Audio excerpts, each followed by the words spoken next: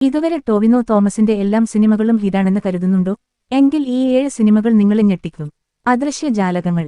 Doctor ബിജുവിന്റെ യുദ്ധവിരുദ്ധ ചിത്രം ആശയം ശക്തമായിരുന്നു. പക്ഷേ പ്രേക്ഷകർ കണക്ഷൻ കണ്ടെത്തിയില്ല. Commercial failure. നാടിക്കാർ. സൂപ്പർസ്റ്റാർ മാനസിക സംഘർഷങ്ങൾ അവതരിപ്പിക്കാനുള്ള ശ്രമം. പക്ഷേ കഥയുടെ ശക്തിയില്ലാതിരുന്നത് എല്ലാം തകർത്തു. നാരദൻ. സെൻസേഷണൽ ജേർണലിസത്തിന് എതിരെ സ്റ്റൈലിഷ് സിനിമ. പക്ഷേ TRP കിട്ടിയില്ല, തിയേറ്റർ കളിത്തീർന്നു. വാശി. കോടതിയും പ്രണയവും ചേർത്ത സിനിമ. പക്ഷേ എമോഷണൽ കണക്ട് മിസ്സായി. Romantic drama fail. നീലവെളിച്ചം. ബഷീറിന്റെ കഥയുടെ പവർ പോലും പ്രേക്ഷകരെ ഇംപ്രസ് ചെയ്യാനായില്ല.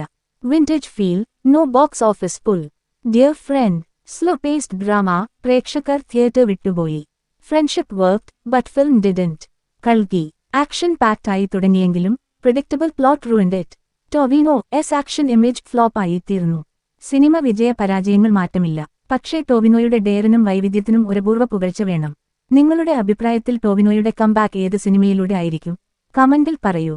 ഈ പോലെ റിയൽ ആൻഡ് റോ അപ്ഡേറ്റ്സ് അറിയാൻ സബ്സ്ക്രൈബ് ചെയ്യൂ.